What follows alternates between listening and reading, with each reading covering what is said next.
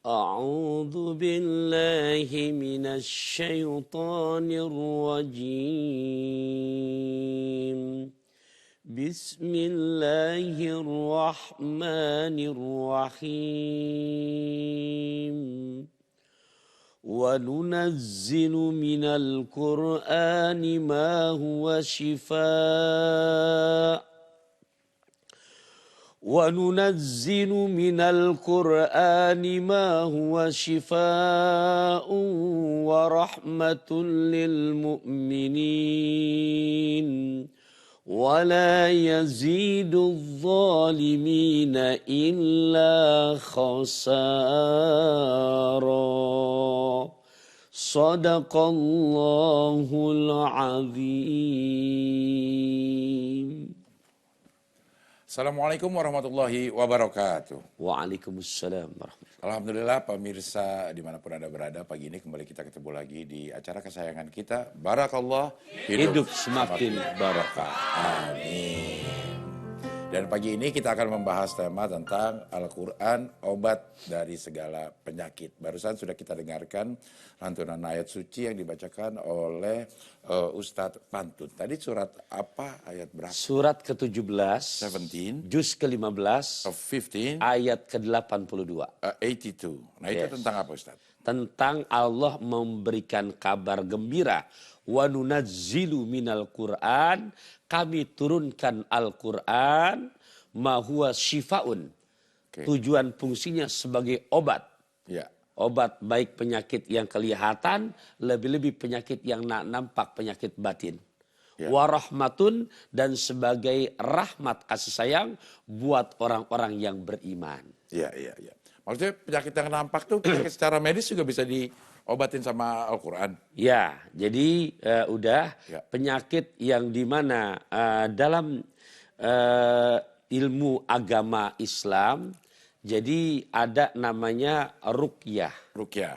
Kalau bahasa kita kecil dulu namanya jampe. Dijampein. Nah, Oke, ya. ya. Nah, penyakit-penyakit yang dimana penyakit yang kelihatan. Ya.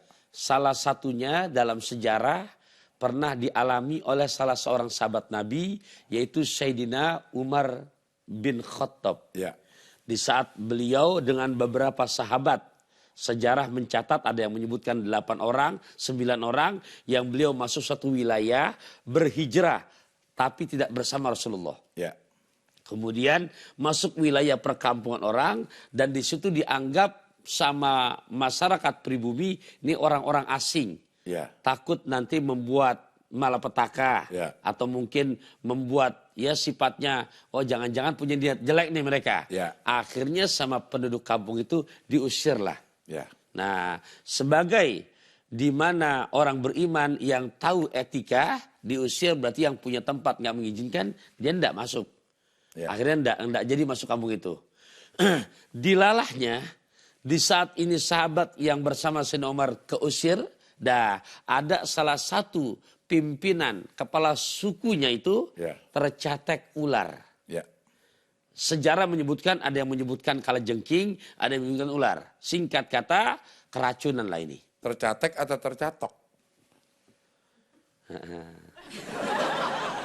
Kalau ular itu menyatek atau menyatok? Ya, coba menurut Anda yang lebih senior gimana? Nyatek kayaknya. Kalau nyatok rambut. Dicatek, digigit ular ya. Ya. Atau ada juga yang Tadi bilang saya nyebutnya apa? nyatek. Iya. Ya. Kenapa udah benar disalahkan? Diragu-ragukan gitu. Diragu-ragukan. Iya. Kayaknya biar Anda kelihatan ada kerjanya. Benar gitu kayak udah lama banget ngomong nyelip di mana saya ya gitu ya. Iya.